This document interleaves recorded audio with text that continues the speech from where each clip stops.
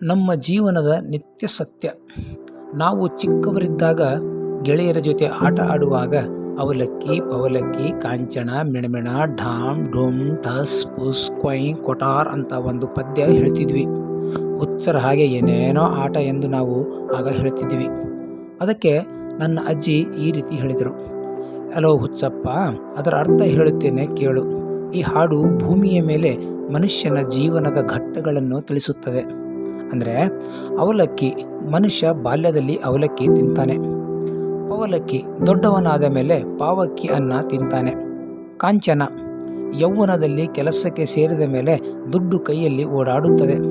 ಮಿಣಮಿಣ, ಕೆಲಸ ದುಡ್ಡು ಎಲ್ಲ ಇರುವಾಗ ಅವನ ಜೀವನದಲ್ಲಿ ಎಲ್ಲ ಮಿಣಮಿಣ ಎಂದು ಹೊಳೆಯುತ್ತಿರುತ್ತವೆ.